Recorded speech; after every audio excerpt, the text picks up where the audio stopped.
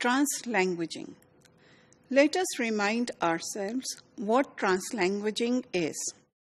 Now, translanguaging is the simultaneous use of two languages.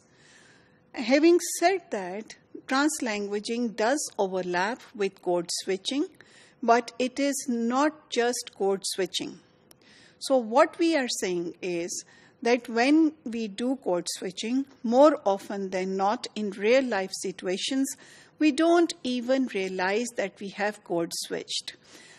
And when we are engaged in translanguaging in an educational situation especially, it is the aim of that program that the functional division of different languages is challenged, so that the bilinguals that we are developing are able to use either language for whatever function they might like. So while in socio-cultural context where these bilinguals function, they more often than not might divide the functions that they assign to the different languages that they know.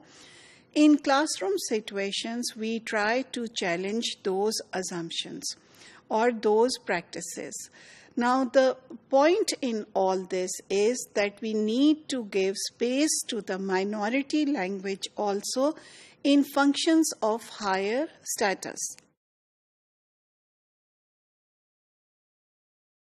So, when we embed translanguaging in the classrooms, then it is definitely a dynamic bilingual program where two languages are being used simultaneously in the classroom. But it is still very different from what we do in our classrooms where we code switch from one language to the other without even thinking of it. So the teacher over here or the curriculum has been divided by the institution in such a way that you might use one language, for instance, in which a textbook has been written. You teach one language, all the reading or the listening, all the discussion goes on in one language.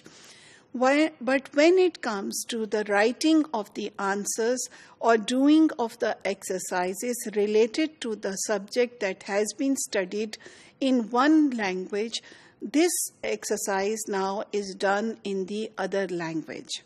So it is to deliberately challenge the bilingual learners to be able to use the linguistic repertoire that they have in one language to transfer it to another language. So if I were to give a more specific example, then we are saying that if you are teaching social studies, for instance, and you teach your students the subject in English, then all the discussion, all the reading, all the instruction will be in English. But when it comes to writing of the text, they will have to shift to another language, which might be Urdu or any other vernacular that you might do. Now, coming to think of it, actually, this is not very simple, and it is quite difficult in terms of actually doing it, because all the language-specific words or vocabulary that comes to you in one language also needs to be dealt with.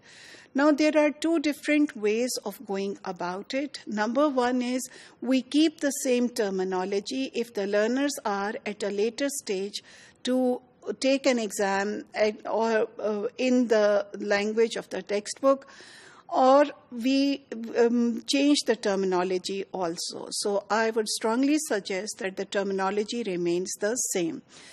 Another way to go about it is that everything is in Urdu, for instance, and then the answers that they write are in English. So this is another way of going about it.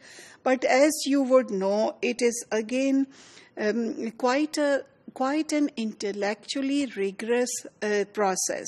And the point of the development of this kind of work is that you allow the learners to translanguage and to translanguage in such a way that they have this flexibility to use either of the linguistic codes that they might have.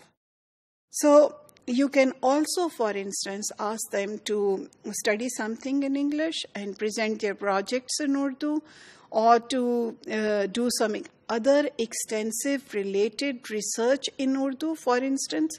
So there are multiple ways of doing it, but the point to be kept in mind is that this is not unplanned. This is a deliberate arrangement in the curriculum which is not dictated by the spontaneous needs of the classroom. It's not that you don't know, or the teacher is not proficient in one language and she somehow switches to another language, or the students are not proficient in one and they switch on to another language. As you would come about when you think about it, that this kind of arrangement is demanding a very high level of bilingualism from the learners, or at least pushing them towards this challenge of gaining that kind of proficiency in both languages.